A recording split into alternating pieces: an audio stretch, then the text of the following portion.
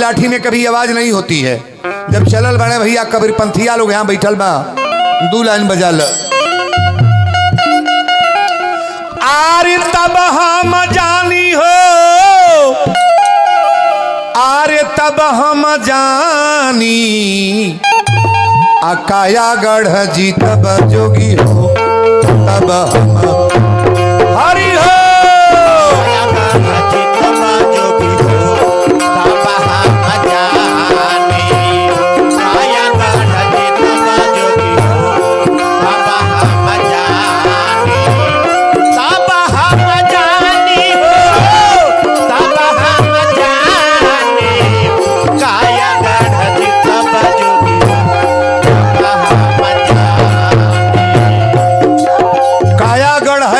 गौर करेंगे आप, ओही काया गढ़वा में धोबीनी रानी बाबू हो, धोबीनी रानी।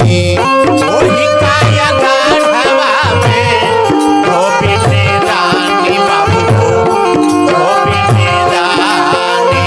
आरे कपड़ा धोवेली बिना, कपड़ा धोवेली बिना सोडा ही पानी, काया गढ़ जी तब जोगी हो, तब हम हरि हो। काया गढ़ जी तब जोगी हो, तब हम जानी। काया गढ़ जी तब जोगी हो, तब हम जानी। तब हम जानी हो, तब हम जानी। काया गढ़ जी तब जोगी हो, तब हम जानी। अरे वही काया गढ़वा में बढ़ईनी रानी बाबू हो, बढ़ईनी रानी। ओही काया गढ़वा में बढ़ईनी रानी बाबू हो, बढ़ईनी रानी। अरे लकड़ी गढ़ेली बिना, लकड़ी गढ़ेली बिना मसूला रूखानी, काया गढ़ जी तब जोगी हो, तब हम हरि हो। काया गढ़ जी तब जोगी हो, तब हम जानी। काया गढ़ जी तब जोगी हो, तब हम जानी। तब हम जानी हो, तब हम जानी। काया गढ़ जी तब जोगी हो, तब हम जानी। ओही काया गढ़वा में तेलीनी रानी बाबू हो, तेलीनी रानी। ओही काया गढ़वा में तेलीनी रानी बाबू हो, तेलीनी रानी। तेलवा पेरेली बिना,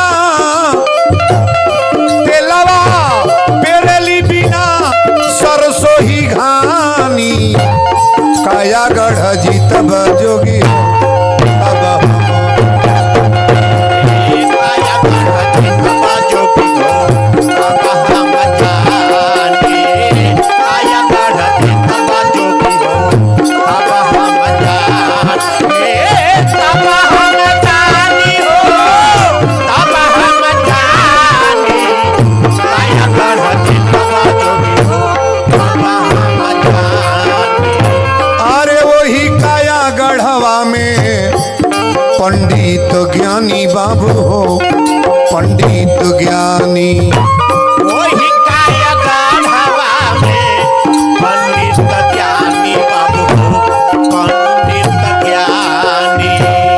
बेदवा पढ़ेले बिना,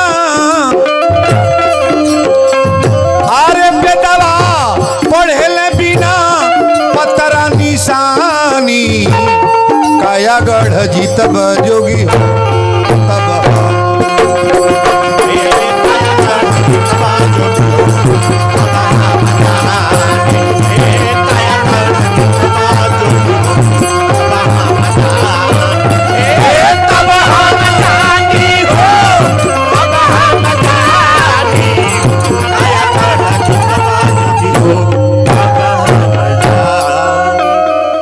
बोलो राजा रामचंद्र की जय।